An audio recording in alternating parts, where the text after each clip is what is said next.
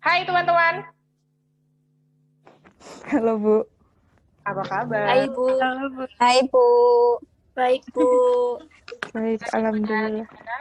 Lagi ngapain dan merasakan apa? Ya kayak Facebook aja.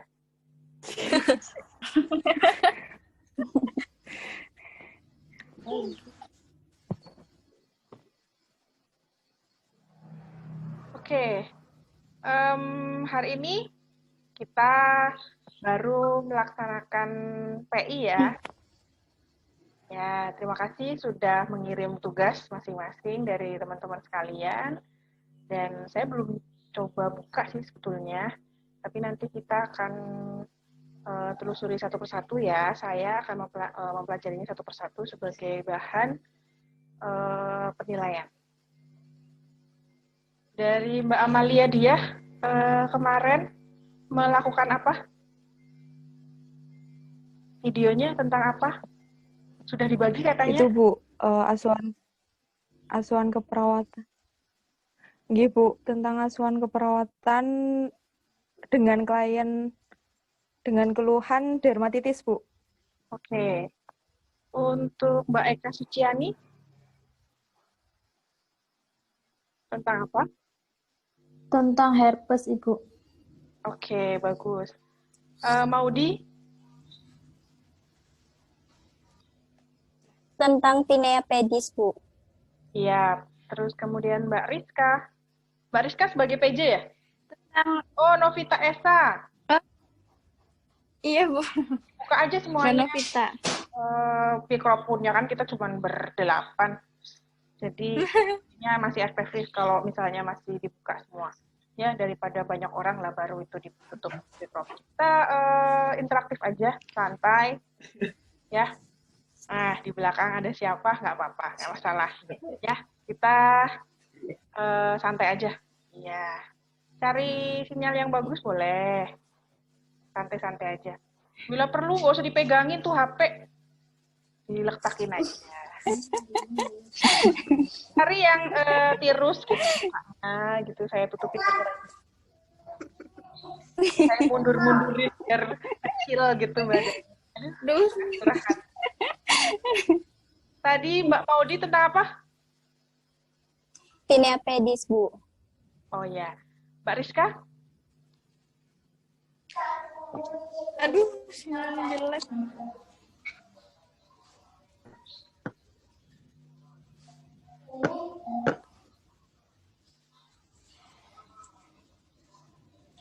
Novita Esa tentang apa? Campak Ibu. Oke, siap. Mbak Puspa?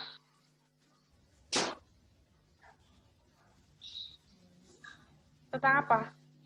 Tentang psoriasis Bu. Apa? Psoriasis. Oke. Psoriasis. Baik. Mbak Widya?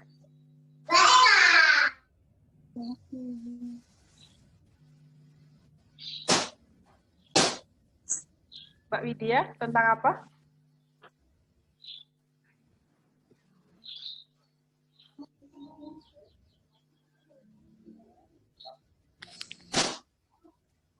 Mbak Widya bisa mendengar suara saya?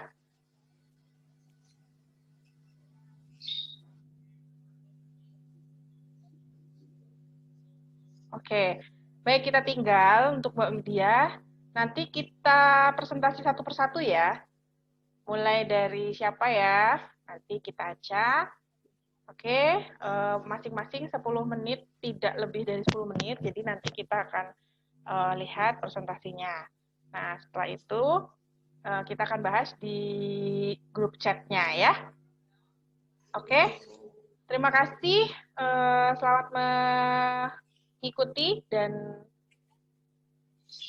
sukses selalu teman-teman.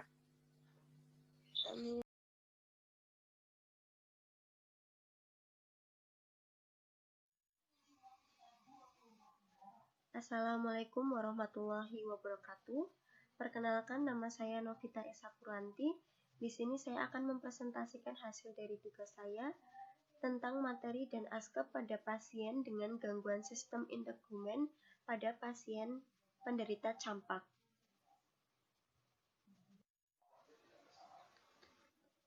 Di sini definisi dari campak itu sendiri yaitu suatu infeksi virus yang sangat menular. Penyakit ini ditandai oleh beberapa gejala, diantaranya demam, batuk, konjungtivis atau peradangan pada selaput ikat mata atau konjungtiva, serta terdapat ruam kulit.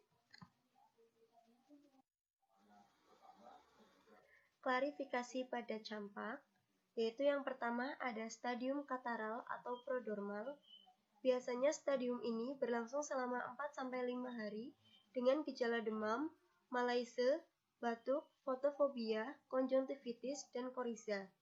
Yang kedua ada stadium erupsi. Stadium ini berlangsung selama 4-7 hari. Gejala yang biasanya terjadi adalah koriza dan batuk-batuk bertambah. Yang ketiga ada stadium konvalesensi. Erupsi berkurang meninggalkan bekas yang berwarna lebih tua atau hiperpigmentasi yang lama-kelamaan akan menghilang. Manifestasi klinis pada campak, yaitu yang pertama ada inkubasi. Biasanya tanpa gejala dan berlangsung 10-12 hari. Yang kedua ada prodromal. Biasanya berlangsung 2-5 hari. Gejala yang utama muncul adalah demam yang terus meningkat hingga mencapai puncaknya suhu 39,4 derajat sampai 40,6 derajat Celcius pada hari keempat atau 5, yaitu pada saat ruam muncul. Yang ketiga ada erupsi atau ras.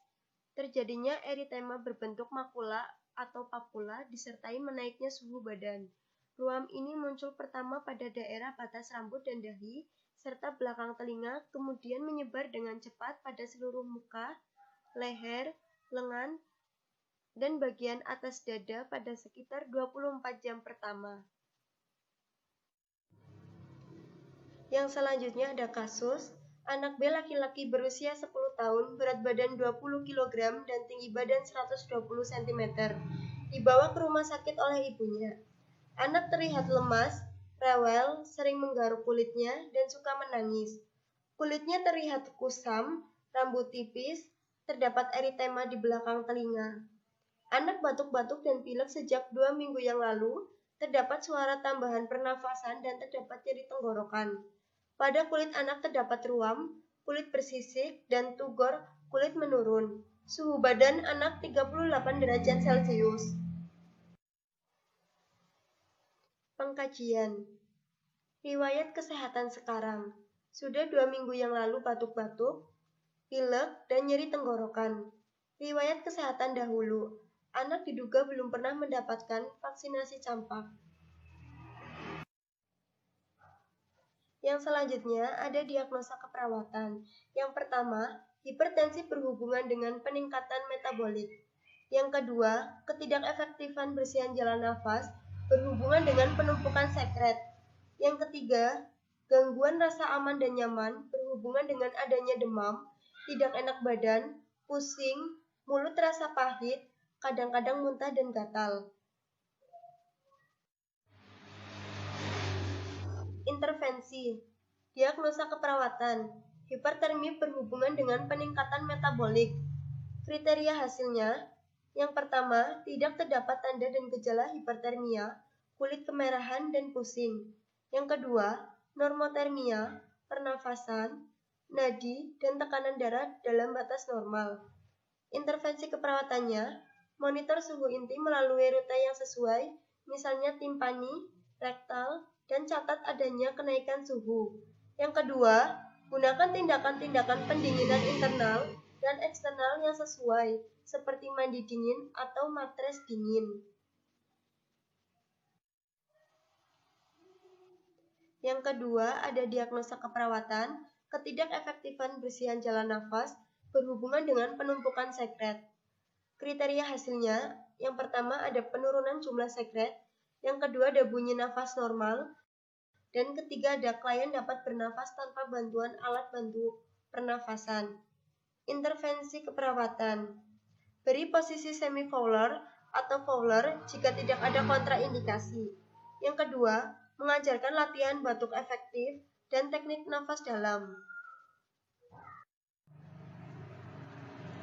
Yang ketiga, ada diagnosa keperawatan, gangguan rasa aman dan nyaman berhubungan dengan adanya demam, tidak enak badan, pusing, mulut terasa pahit, kadang-kadang muntah dan gatal. Kriteria hasilnya, yang pertama ada pasien menunjukkan kenyamanan, tidak merasa gatal lagi. Dan yang kedua, badan kelihatan segar dan tidak merasa pusing. Intervensi keperawatannya, yang pertama ada bedaki tubuh anak dengan bedak salisil 1% atau lainnya atas resep dokter. Yang kedua, selama demam masih tinggi, tidak boleh dimandikan dan sering-sering dibedaki. Yang ketiga, jika suhu tubuh turun, untuk mengurangi gatal dapat dibandingkan dengan PK atau air hangat atau dapat juga dengan betadine. Selanjutnya ada evaluasi. Yang pertama, suhu tubuh kembali dalam batas yang normal. Yang kedua, fungsi pernafasan kembali normal. Yang ketiga, integritas kulit kembali dalam batas yang normal. Yang keempat, nyeri hilang atau terkontrol dengan baik. Yang kelima, mempunyai pengetahuan atau informasi tentang imunisasi campak dengan benar. Assalamualaikum warahmatullahi wabarakatuh. Di sini saya akan melakukan penanganan tindakan pada pasien anak yang terkena campak. Untuk tindakan itu sendiri, saya menggunakan bedak salisil, handuk, air hangat, dan PK. Mari kita mulai sekarang. Adik, selamat siang. Gimana adik, masih gatal-gatal? Masih. Diseka dulu ya, biar rasa gatal-gatalnya itu hilang. Permisi ya adik.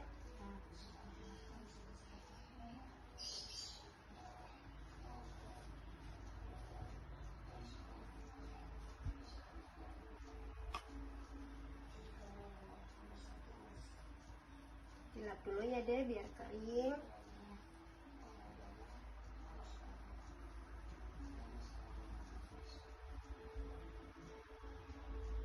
Setelah itu dikasih bedak ya biar rasa gatal-gatalnya itu hilang.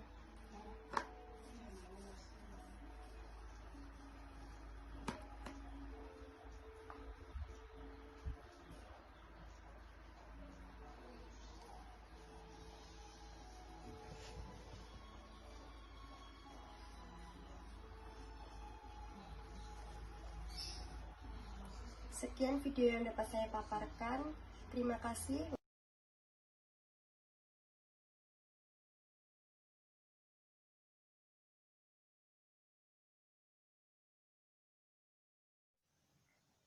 Assalamualaikum warahmatullahi wabarakatuh. Perkenalkan, nama saya Puspa Priasti, saya dari Prodi S1 Keperawatan 9A. Di sini saya akan mempresentasikan tentang asuhan keperawatan pada pasien dengan gangguan sistem integumen psoriasis. Untuk yang pertama yaitu definisi.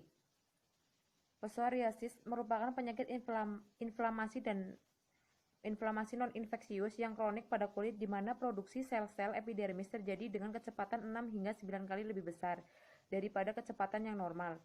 Lalu untuk psoriasis sendiri itu adalah suatu dermatosis yang kronik residiv dengan gambaran klinis yang khas yaitu adanya makula eritematosa yang berbentuk bulat atau tebal, lonjong dengan di atasnya ada squama yang tebal, berlapis-lapis dan berwarna putih mengkilat. Lalu untuk etiologinya yaitu secara pasti belum dapat diketahui, tetapi ada beberapa faktor yang mempengaruhi yaitu ada genetik herediter, defek pada epidermis, defek enzim pada kulit, hormonal, tekanan mental terutama pada orang dewasa, infeksi, dan sinar matahari. Lalu untuk patofisiologinya sendiri yaitu perjalanan penyakit termasuk keluhan utama dan keluhan tambahan, dimulai dengan makula dan papel eritematosa dengan ukuran mencapai lentikular nummular yang menyebar secara sentrifugal. Akibat penyebarannya seperti ini dijumpai beberapa bentuk psoriasis, bentuk titik, psoriasis punctata, bentuk tetes, psoriasis gutata, bentuk nummular, psoriasis follicularis atau psoriasis universalis pada seluruh tubuh. Lalu untuk bentuk klinisnya yaitu dibagi ada 7, yaitu yang pertama psoriasis vulgaris, yang kedua psoriasis gutata, yang ketiga psoriasis infeksi atau psoriasis flexural. Dan 5. Psoriasis seborrhoic atau seborrhoiasis. Dan yang ke-6 psoriasis pustulosa. Dan yang ke-7 erythroderma psoriatic. Lalu untuk penata laksanaannya yaitu karena penyebab psoriasis belum diketahui dengan pasti, maka belum ada obat pilihan psoriasis sebaliknya. Sebaiknya diobati secara topikal. Jika hasilnya tidak memuaskan, baru dipertimbangkan pengobatan sistemik karena efek samping pengobatan sistemik lebih banyak. Yang pertama yaitu terapi topikal, yaitu ada preparater merkuri precipitatum album, dan terapi sistematik ada kortikosteroid, obat sitostatik, levodopa, diaminodiphenylsulfon etretinat, dan tegison, tigason, siklosporin. Lalu untuk contoh kasusnya yaitu Nite sedang psoriasis. Seorang wanita berumur 30 tahun datang ke dokter dengan keluhan kulit pada siku dan lututnya terdapat sisik, di mana sisik tidak hanya di satu titik saja tetapi meluas. Kulit siku dan lututnya terasa tebal, bersisik dan berwarna putih. Ketika dilakukan pengajian, Nite mengatakan sudah kurang lebih 1 tahun ini dia mengalami keluhan ini. Akan tetapi, semula ia cuma mengira penyakit kulit biasa, dan di luar perkiraan ternyata keluhannya tidak kunjung sembuh. Justru semakin meluas dan bersisik. Juga kulit terasa tebal. Dari riwayat penyakit keluarga dulu, pernah ada anggota keluarga yang menderita penyakit kulit. Akan tetapi saat ini sudah sembuh. Karena keadaan ini, Nita yang hobinya berenang saat ini tidak pernah melakukan hobinya karena merasa malu ketika memakai baju renang.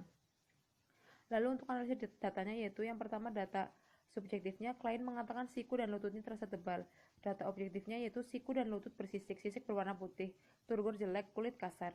Lalu untuk etiologinya, idiopati menyebabkan proliferasi, lalu sel-sel yang membelah menuju epidermis yang menyebabkan penebalan epidermis dan terjadi kerusakan integritas kulit.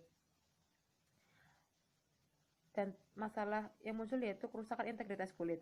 Lalu yang kedua data subjektif. Klien mengatakan malu dengan kondisi kulitnya. Klien mengatakan tidak bisa berenang karena penyakit kulitnya, padahal renang adalah hobinya. Untuk data objektifnya yaitu ekspresi wajah murung. Etiologinya, proses penyakit yang menyebabkan proses inflamasi dan terjadi kulit bersisik yang membuat klien malu dengan kondisinya. Masalah yang muncul yaitu gangguan konsep diri. Lalu ditemukan diagnosa keperawatan yang pertama yaitu kerusakan integritas kulit berhubungan dengan inflamasi antara dermal epidermal sekunder akibat psoriasis. Lalu yang kedua gangguan konsep diri berhubungan dengan krisis percaya diri. Lalu untuk intervensinya yang kerusakan integritas kulit berhubungan dengan inflamasi antara dermal epidermal sekunder akibat psoriasis yaitu tujuan setelah dilakukan tindakan perawatan selama kali 24 jam kerusakan integritas kulit membaik. Kriteria hasil area kulit terbebas dari infeksi lanjutan, turgor pai, kulit bersih, kulit lembab, sisik berkurang. Lalu untuk intervensinya, pantau keadaan kulit, pertahankan kebersihan area infeksi, kolaborasikan ke pembersihan obat-obatan. Lalu untuk rasionalnya mengidentifikasi derajat kerusakan kulit, mengetahui keefektifan sirkulasi, dan membantu mempercepat proses penyembuhan. Lalu untuk gangguan konsep diri berhubungan dengan krisis percaya diri, tujuannya itu setelah dilakukan tindakan perawatan selama titik-titik kali 24 jam, klien mampu percaya diri kembali. Kriteria hasil dapat beraktivitas kembali seperti biasa, kepercayaan diri kembali tumbuh. Lalu untuk intervensi yang dilakukan yaitu pantau perubahan perilaku pasien seperti malu saat berinteraksi terhadap orang lain, beri harapan dalam parameter situasi individu, berikan penguatan positif terhadap kondisi, dorong interaksi keluarga. Lalu rasionalnya yaitu mengetahui tingkat kepercayaan diri pasien. Kata-kata penguatan dapat menumbuhkan rasa percaya diri klien, mempertahankan suasana komunikasi seperti sebelum sakit. Lalu untuk implementasinya yaitu 21 Januari 2021 jam 2. Yang pertama yaitu mengkaji keadaan kulit, yang kedua menciptakan suasana tempat tidur yang bersih dan mempertahankan kondisi kulit yang bersih. Yang ketiga memberikan obat topikal kortikosteroid dikombinasikan dengan asam salisilat dan vaselin. Lalu evaluasinya yaitu S-nya, Nite mengatakan sisik di siku dan lutut mulai berkurang. Lalu O-nya squama pada siku dan lutut pasien mulai berkurang. Turgor jelek. A-nya yaitu masalah teratasi sebagian. P-nya yaitu lanjutkan intervensi 1-3. Lalu implementasi yang kedua yaitu dilakukan 21 Januari 2021 jam 2. Yaitu yang pertama mengkaji perilaku pasien. Yang kedua memberikan dorongan semangat berupa harapan kesembuhan dan kondisi pasien tidak harus menjadi aib yang harus disembunyikan. Yang ketiga yaitu menganjurkan pasien dan keluarga untuk berinteraksi seperti biasa. Lalu evaluasinya yaitu yang S, Nite mengatakan malu dengan kondisi penyakitnya. Lalu untuk O-nya yaitu klien hanya tiduran di tempat tidur, klien masih menutupi bagian tubuh yang bersisik saat ada orang. A-nya yaitu masalah belum teratasi. Yang P-nya yaitu lanjutkan intervensi nomor 1-3. Terima kasih. Sekian presentasi dari saya. Apabila ada tutur kata yang kurang berkenan, saya mohon maaf sebesar-besarnya.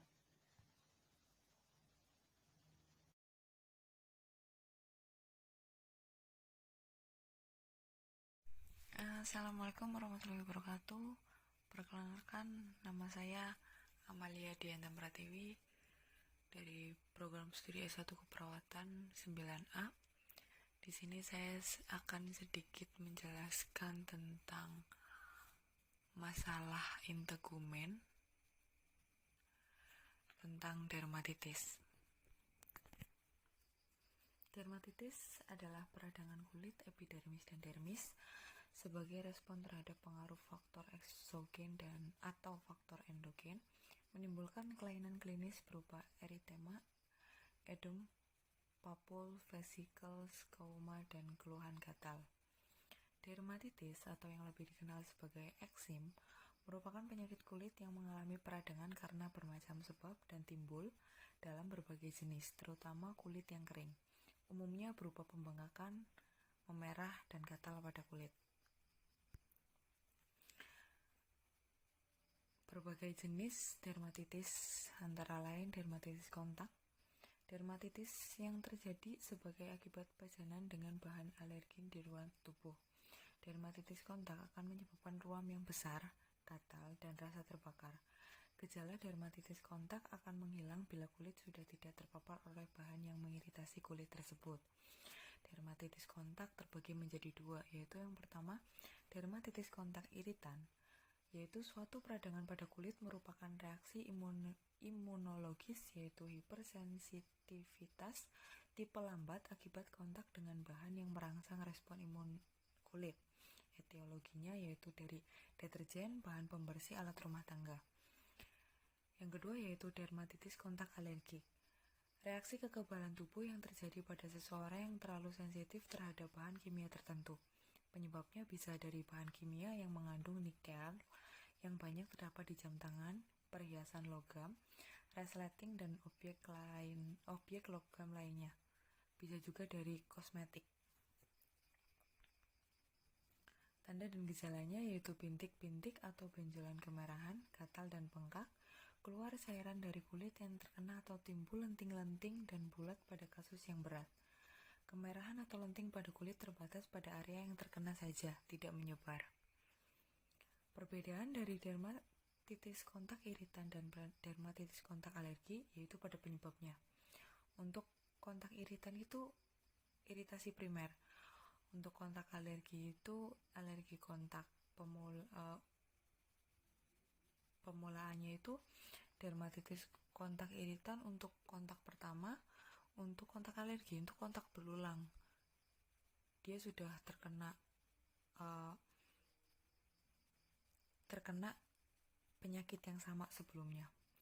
Untuk penderitanya, dermatitis kontak iritan itu bisa semua orang, tetapi untuk kontak alergi hanya orang-orang yang memiliki alergi saja.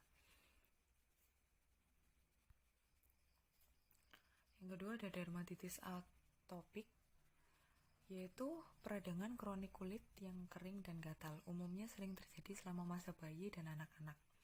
Biasanya penyakit ini muncul karena reaksi alergi kulit karena produk antibodi yang berlebihan akibat berbagai respon, misalnya asma dan rinitis.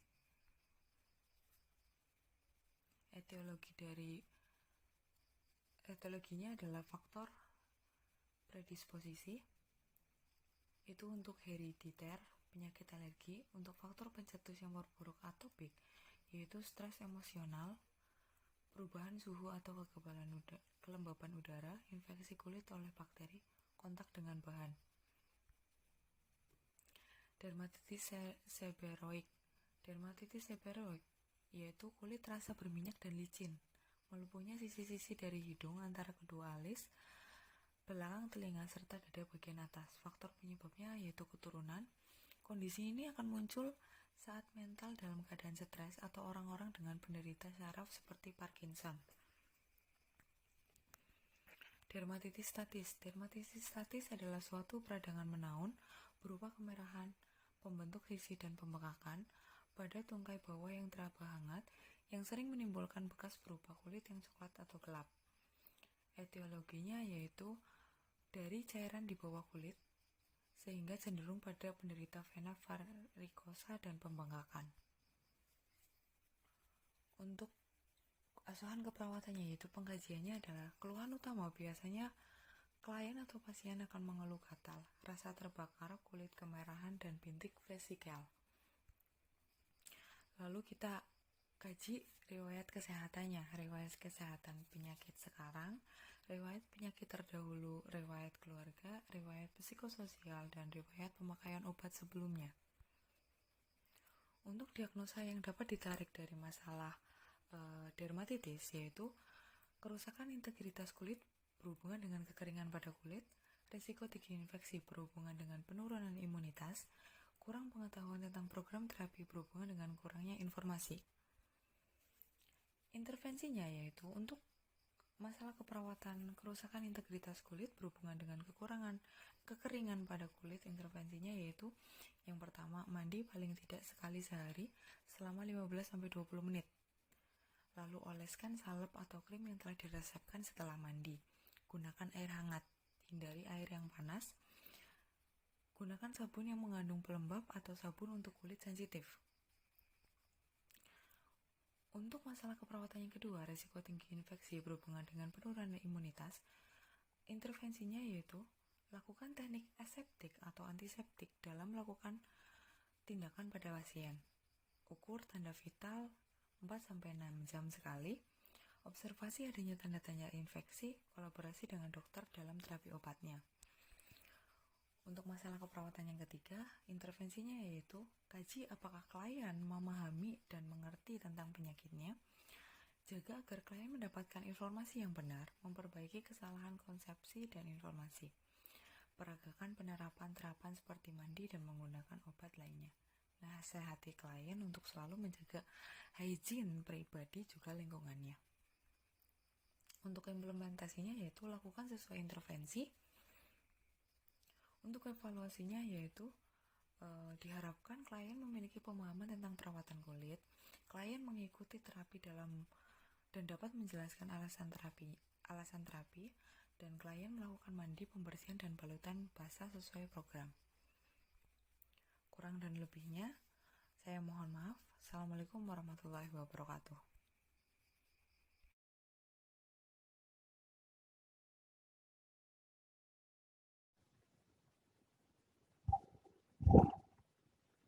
Assalamualaikum warahmatullahi wabarakatuh. Perkenalkan, nama saya Eka Suciani dari kelas 9B S1 Perawatan. Di sini saya akan mempresentasikan hasil analisa saya tentang asuhan keperawatan pada penyakit herpes.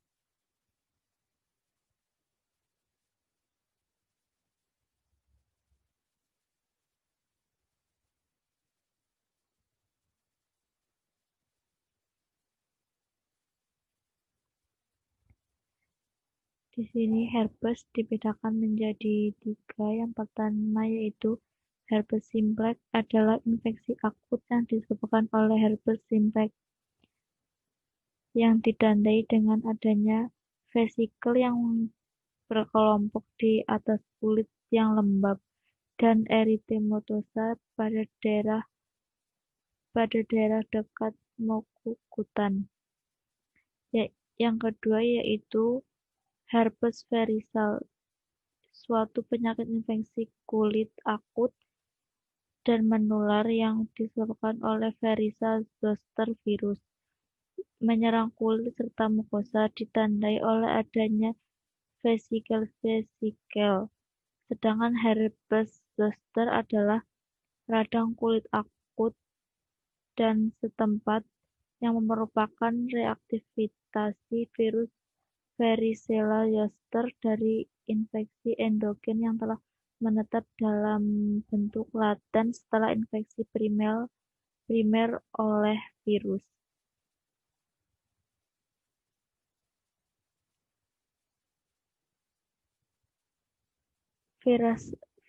Varicella sendiri disebabkan oleh varicella zoster virus atau kelompok herpesvirus dengan diameter kira-kira 180 sampai 200 nim. Inti virus disebut kapsid, terdiri dari protein dan DNA dengan rantai ganda.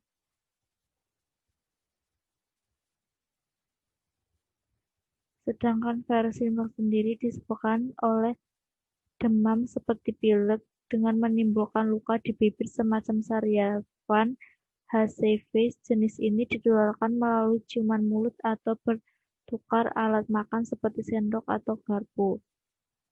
Misalnya suapan dengan teman. Sedangkan herpes zoster sendiri disebabkan oleh reaktivasi dari virus varicella zoster. Infeksi ini dengan cepat dihancurkan oleh bahan organik, deterjen, enzim, proteolitik, panas, dan suasana pH yang tinggi. Di sini saya mengambil kasus, contohnya kasus Bapak S berumur 62 tahun mengalami planting-planting di dahi dan kelopak mata kiri sejak 3 hari yang lalu.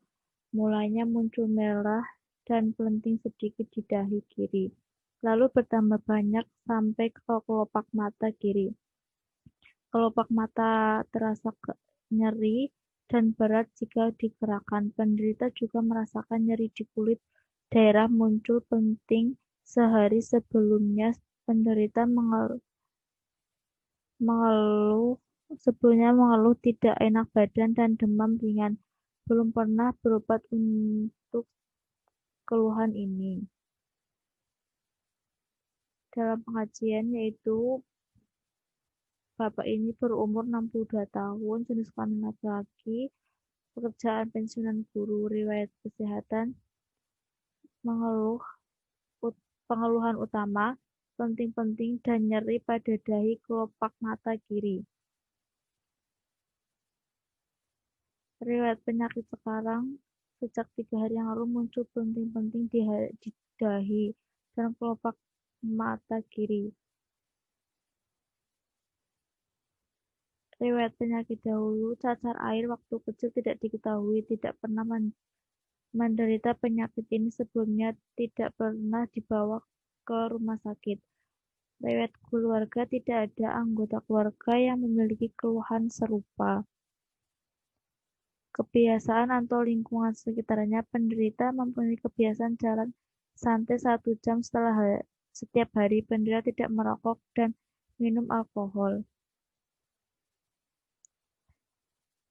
Saya menganalisa data subjektif, yaitu pasien mengatakan kelopak mata terasa nyeri dan berat jika digerakkan. Penderita juga merasakan nyeri di kulit daerah muncul bunting.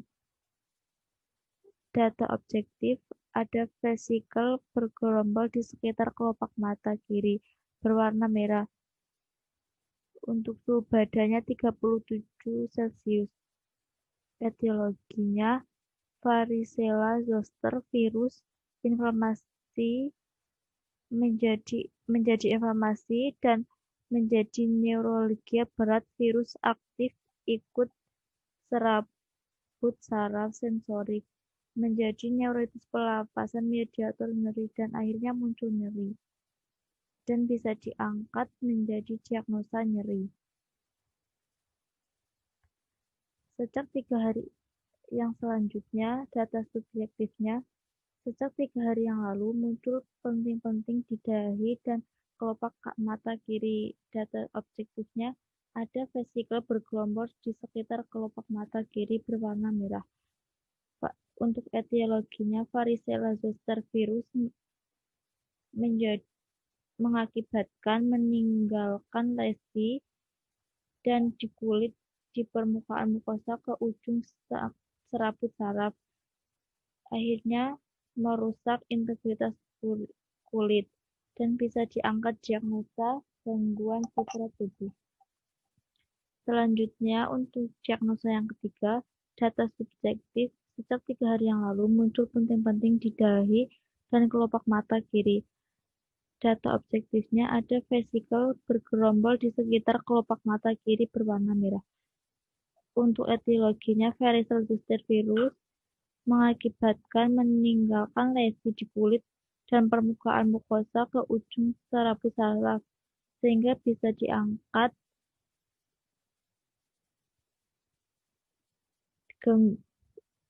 gangguan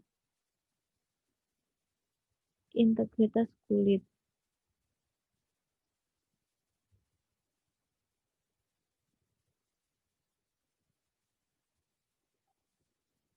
Untuk diagnosanya, untuk intervensinya keperawatan yaitu dilakukan pengkajian nyeri secara komprehensif, seperti lokasi, karakteristik, frekuensi, kualitas, dan faktor persitivasi.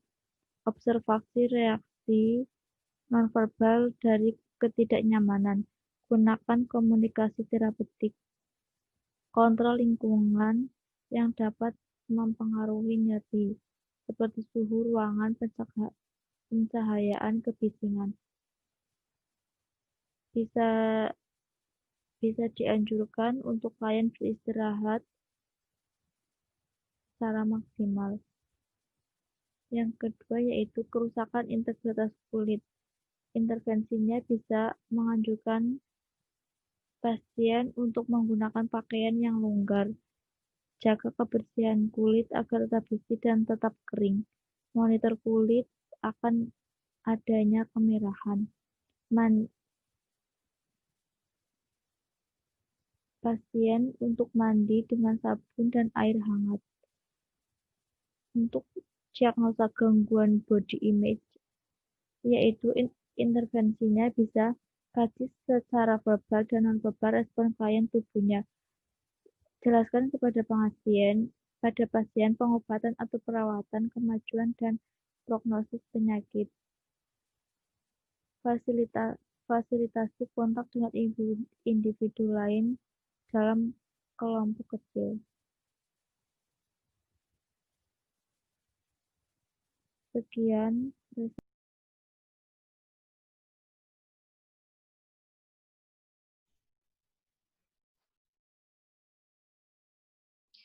Assalamualaikum warahmatullahi wabarakatuh.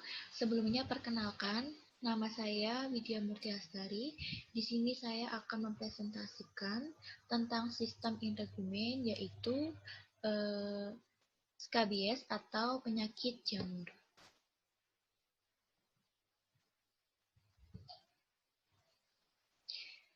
Oke, di sini pengertiannya skabies adalah penyakit kulit yang disebabkan oleh Sarcoptes scabiei. Hal ini menyebabkan iritasi pada kulit. Skabies sendiri adalah penyakit kulit yang mudah menular dan ditimbulkan oleh infestasi kutu. Sarcoptes scabiei membuat terowongan pada stratum corneum kulit, terutama pada tempat predileksi.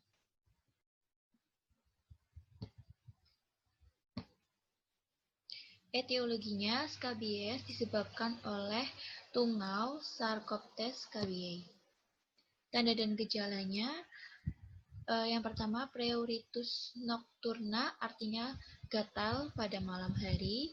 Yang kedua, adanya terowongan atau funiculus pada tempat-tempat predileksi berwarna putih atau keabu-abuan. Untuk gejalanya, ciri khas dari skabies adalah gatal-gatal hebat, biasanya semakin memburuk pada malam hari. Lubang tungau tampak seperti garis bergelombang dengan panjangnya sampai 2,5 cm. Kadang pada ujungnya terdapat beruntus kecil, atau lubang atau terowongan tungau atau gatal-gatal sering ditemukan dan dirasakan di sela-sela jari, pergelangan tangan, dan seperti yang disebutkan di atas. Di sini klasifikasinya, yang pertama skabies norwegia dan yang kedua skabies nodular. Penata laksanaannya di sini yang pertama, salep yang mengandung asam salisilat dan sulfur selama 3-4 hari, kemudian dapat diulang setelah 1 minggu. Kemudian salep yang mengandung benzoas, benzilisus selama 3 malam, kemudian dapat diulang sekali 1 minggu. Yang ketiga, salep yang mengandung gamma benzen hexklorida selama 1 malam, kemudian dapat diulangi setelah 1 minggu. Yang keempat, nalotium 0,5% dalam basis air berfungsi sebagai skabisid dioleskan pada kulit dalam 24 jam. Aplikasi kedua bisa diulang beberapa hari kemudian. Kemudian, krim parmetrin 5% terbaik dapat untuk semua umur dan wanita hamil. Semua baju dan alat-alat tidur dicuci dengan air panas serta mandi dengan sabun. Semua anggota keluarga atau orang seisi rumah berkontak dengan penderita harus diperiksa dan bila juga penderita skabies juga diobati bersamaan agar tidak terjadi penularan kembali. Kemudian, keluhan gatal dapat diberi antihistamin dengan setelah dosis biasanya. Infeksi sekunder dapat diberi antibiotika. Komplikasinya, yang pertama urtikaria, kemudian infeksi sekunder, folikulitis, furunkel, infiltrat, eksema infantum, pioderma, dan impetigo. Di sini diagnosa yang pertama, diagnosa keperawatan keluarga dengan skabies. NOC-nya respon alergi lokal 0705. Yang pertama rasa gatal setempat atau lokal tidak ada. Yang kedua ruam kulit mulai menghilang. Yang ketiga entema tidak ditemukan. NIC-nya manajemen pruritus 3550. Yang pertama tentukan penyebab dari terjadi pruritus, yang kedua berikan kompresi dingin untuk meringankan iritasi, yang ketiga anjurkan untuk mempertahankan potongan kuku dalam keadaan pendek, kemudian instruksikan klien mandi dengan air hangat, dan yang terakhir instruksikan untuk menggunakan telapak tangan ketika menggaruk. Yang kedua, risiko infeksi berhubungan dengan ketidakmampuan keluarga mengambil keputusan. NOC-nya pengetahuan manajemen penyakit akut 1844, strategi untuk mencegah komplikasi, yang kedua strategi untuk mencegah orang lain tertular penyakit, yang ketiga mengetahui kapan mendapatkan bantuan dari seorang profesional kesehatan, dan NIC-nya perlindungan infeksi diambil dari 6550. Yang pertama, anjurkan cara cuci tangan yang benar. Kemudian anjurkan untuk meminum antibiotik seperti yang diresepkan. Yang ketiga, anjurkan pasien dan keluarga mengenai tanda dan gejala infeksi dan kapan harus melaporkan ke pemberi layanan kesehatan. Yang terakhir, ajarkan pasien dan keluarga mengenai bagaimana menghindari infeksi. Dan yang ketiga, ansietas berhubungan dengan ketidakmampuan keluarga memanfaatkan fasilitas kesehatan. NOC-nya tingkat kecemasan diambil dari 1211. Yang pertama, klien dapat beristirahat. Yang kedua, klien tidak memiliki perasaan gelisah. Kemudian klien tidak panik, tidak ada perasaan takut, dan klien tidak cemas. NIC-nya peningkatan coping. Yang pertama, berikan penilaian mengenai pemahaman pasien terhadap proses penyakit, kemudian dukung kemampuan mengatasi situasi secara berangsur-angsur, kemudian instruksikan pasien untuk menggunakan teknik relaksasi, distraksi sesuai dengan kebutuhan, dan yang terakhir, dukung untuk memverbalisasi perasaan mengenai sakitnya anggota. Dan di sini ada obat salep atau salep skabies sendiri. Dan untuk pengobatan tradisionalnya bisa menggunakan lidah buaya dan dioleskan ke bagian-bagian yang terkena skabies atau jamur. Selain lidah buaya juga bisa menggunakan pepaya, bisa digerus atau di blender lalu dioleskan juga ke bagian yang terkena skabies. Sekian presentasi dari saya, kurang lebihnya mohon maaf. Wassalamualaikum warahmatullahi wabarakatuh.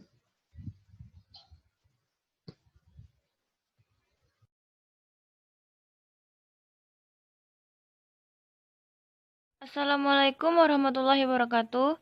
Di sini saya akan menjelaskan tentang sistem integumen konsep dasar keperawatan akne vulgaris. Pengertiannya adalah akne vulgaris atau jerawat, penyakit kulit akibat peradangan kronik folikel pilosebacea yang umumnya terjadi pada masa remaja dengan gambaran klinis berupa komedo, papula, pustul, nodus, dan kista pada tempat predileksinya yang rentan dan paling sering ditemukan di daerah muka, leher, dada, dan punggung.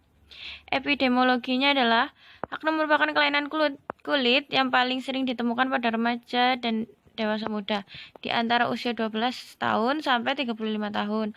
Laki-laki dan perempuan sama-sama terkena sama banyaknya dengan insiden tertinggi antara usia 14 dan 17 tahun pada perempuan untuk anak perempuan serta usia 16 dan 19 tahun untuk anak laki-laki. Etiologinya yaitu ada sebum, bakteri, herediter, kelenjar palit atau glandula sebacea, hormon, diet, obat-obatan tertentu, kosmetik, stres emosional, paparan senyawa industri, iklim. Manifestasi klinisnya yaitu tempat predileksi akne vulgaris adalah di muka, bahu, dada, di bagian atas, dan punggung bagian atas. Gejala predominan salah satunya komedo, papul yang tidak meradang, dan pustul, nodus, dan kista yang meradang. Isi komedo adalah sebum yang kental atau padat. Manifestasi lainnya yaitu ada nyeri atau nyeri jika disentuh. Biasanya tidak ada gejala sistematik pada akne vulgaris. Akne yang berat itu tandanya disebut dengan akne fulminans. Akne dapat muncul pada pasien apapun sebagai dampak psikologis tanpa melihat tingkat keparahan penyakitnya. Komedo tertutup. Inflamasi yang ditimbulkan secara klinis papula eritematosa, pustul, dan kista inflamatorik. Penata laksanaannya yaitu obat-obatan topikal seperti vitamin A dan retin A, sabun antibakteri, terapi antibiotik dosis rendah oral, pil anti hamil yang mengandung estrogen, asam L3, retinoat, isotretinoin. Sistematik dapat diberikan pada kasus yang parah, akne kristik nodular. Pemeriksaan diagnostiknya yaitu pemeriksaan laborat dan pemeriksaan histopatologi yang dicirikan oleh adanya folikel berdilatasi dengan a plaque of Lucey orange keratin. Seiring kemajuan progression penyakit, pembukaan folikular menjadi dilatasi dan menghasilkan satu komedo terbuka. Untuk pemeriksaan laboratoriumnya yaitu pada pasien dengan disminor sebaiknya dipertimbangkan pasien dengan virilization, harusnya diukur kadar testosteronnya totalnya. Banyak ahli juga mengukur kadar free testosteron. Terus ada kultur lesi untuk merule outgram. Folikulitis amat diperlukan ketika tidak ada respon terhadap terapi atau saat perbaikan tidak tercapai. Kasus yaitu anak C laki-laki usia 16 tahun mengeluh terdapat bercak kemerahan di area wajah, leher, punggung. Ditemukan lesi dengan bentuk bervariasi, ada yang mengeluarkan nanah, bintik hitam di permukaan lesi, ada bila ditekan mengeluarkan bentuk seperti margin dan berbau tengik. Klien mengatakan sedang dalam persiapan UN dan klien mengatakan malu dengan kondisinya saat ini. Klien juga sering memencet lesinya tanpa mencuci tangan terlebih dahulu. Klien juga menggunakan berbagai obat yang dijual bebas di pasaran. Namun belum menunjukkan hasil, klien tidak tahu lagi apa yang harus dilakukan untuk mengatasi masalah yang dialaminya. Pengkajiannya itu ada identitas klien, status kesehatan saat ini, keluhan utamanya itu klien mengeluh adanya benjolan pada wajah, alasan masuk rumah sakit dan perjalanan penyakit saat ini yaitu klien datang dengan keluhan terdapat benjol-benjolan pada wajah yang nampak kemerahan. Upaya yang dilakukan untuk mengatasinya, klien mengoleskan krim anti jerawat. Status kesehatan masa lalunya tidak ada, riwayat penyakit keluarga tidak ada, riwayat kesehatan dan pemeriksaan fisik yaitu keadaan umum, baik kesadaran kosmetik. Terus pola fungsi kesehatan Gordon ada pemeliharaan dan persepsi, nutrisi, pola eliminasi, pola aktivitas, pola tidur, dan pola kognitif perseptual. Nah, di sini saya sudah membagi-bagi untuk masalah keperawatannya, yaitu ada kerusakan integritas kulit, gangguan citra tubuh, dan risiko infeksi. Data untuk kerusakan integritas kulit yaitu data subjektifnya itu mengeluh terdapat bercak kemerahan di area wajah, leher, dan punggung. Data objektifnya ditemukan lesi dengan bentuk bervariasi, ada yang mengeluarkan nanah, bintik hitam di permukaan lesi. Apabila ditekan akan mengeluarkan bentuk seperti margin dan berbau tengik. Etiologinya yaitu kerusakan di lapisan kulit serta di permukaan kulit. Yang kedua, gangguan citra tubuh dengan berhubungan dengan gangguan pandangan tentang tubuh seseorang atau penampilan diri sendiri. Untuk data subjektifnya, klien mengatakan sedang dalam persiapan UN dan klien mengatakan malu dengan kondisinya saat ini. Data objektif, klien tidak tahu lagi apa yang harus dilakukan untuk mengatasi masalah yang dialaminya. Untuk yang ketiga, itu risiko infeksi, berhubungan dengan kurang pengetahuan untuk menghindari pemajanan patogen. Untuk data subjektifnya, klien juga sering memencet lesinya tanpa mencuci tangan terlebih dahulu. Klien sudah menggunakan berbagai obat yang dijual bebas di pasaran namun belum menunjukkan hasil. Untuk data objek itu apabila ditekan mengeluarkan bentuk seperti margin dan berbau tengik. Untuk diagnosanya, yang pertama kerusakan integritas kulit berhubungan dengan kerusakan di lapisan kulit serta di permukaan kulit. Tujuan dan kriterianya atau NOC, setelah dilakukan perawatan selama 1x24 jam diharapkan integritas kulit klien kembali normal dengan kriteria hasil integritas jaringan kulit dan membran mukosa. Indikatornya ada suhu, integritas kulit, jaringan parut, lesi kulit, tidak ada aritmia. Terus intervensinya yaitu perawatan kulit,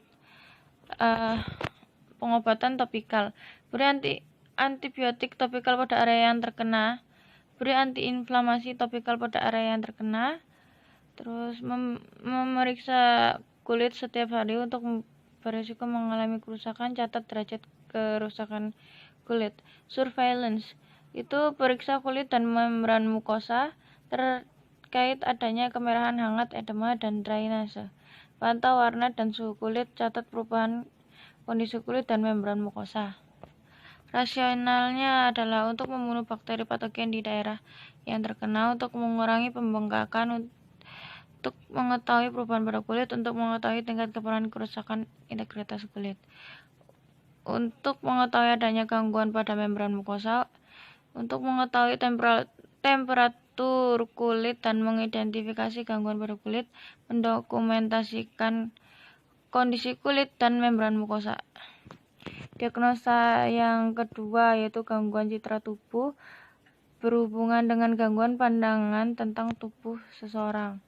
Tujuan dan kriterianya yaitu setelah diberikan asuhan keperawatan 1x24 jam, diharapkan gangguan klien teratasi dengan kriteria hasil adaptasi terhadap disabilitas fisik. Indikatornya yaitu mampu beradaptasi dengan keterbatasan fungsional, strategi mengurangi stres, memodifikasi gaya hidup.